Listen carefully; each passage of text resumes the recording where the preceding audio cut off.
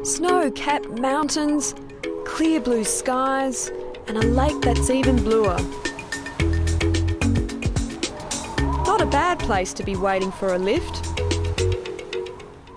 I'm in the southern Alps of New Zealand waiting for a guy who's promised to give me a lift.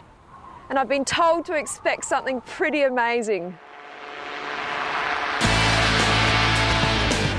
Yeah, well, that's pretty amazing. It's a bite-sized hovercraft called the Slider, and its inventor, Steve Priest, has made it as affordable as a second car. Steve! Oh, this should be fun. Ready? Yep, let's go!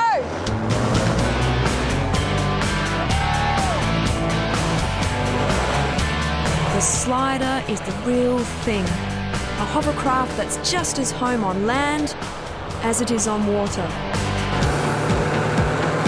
It's got a top speed of 90 kilometres an hour and one of the most awesome burnouts in the business. You're free from the ground, you're flying in a way, and as long as you get used to the fact you're not always pointing in the direction you're travelling, it's great. So it's a freedom that most other vehicles don't have. Steve's obsession with hovercraft began as a 12-year-old. He built one at age 17, and soon afterwards, he started racing them. I was involved with the hovercraft club scene for many years. I used to race my hovercraft and go on trips with various other club members. And generally the hovercraft were noisy, unreliable, and they looked real ugly. So Steve came up with a design of his own, the Slider. So Steve, take us through some of the features of the Slider. How does it all work? Well, the driver will sit right there on the passenger seat, handlebar steering, twist grip throttle, just like a motorbike. That controls the engine. We have a 55 horsepower engine sitting in there. That's a German engine that we import, and that drives your thrust fan. And there are two centrifugal lift fans, constantly sucking air in for the air cushion. And how long does it take to build something like this? From start to finish, around about 3 weeks. Sir Christopher Cockerell may have been credited with inventing the hovercraft in the 1950s, but it was Leonardo da Vinci who first considered a craft floating on air. If only he were alive to see this baby in action. This thing can go anywhere, except up steep hills. And in terms of the environment, it's low impact.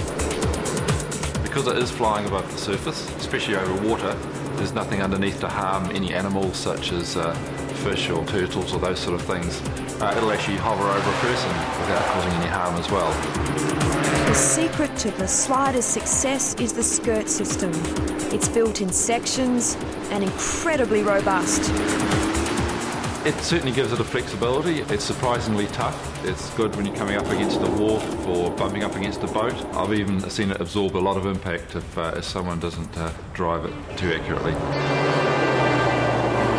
Well, let's test that out, shall we? I've seen the expert in action, so let's see how I go. Do you reckon I could? You sure? You trust me with it? Yeah, go for it. Green button. Oh, green button.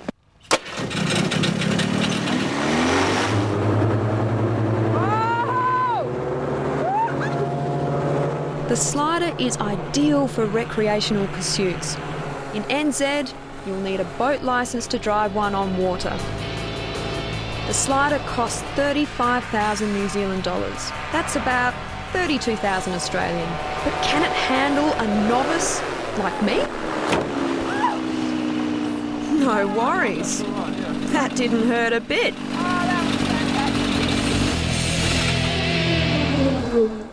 Well, after spending a bit of time on this thing, I now know why it's called the Slider. And if I can drive this, anyone can.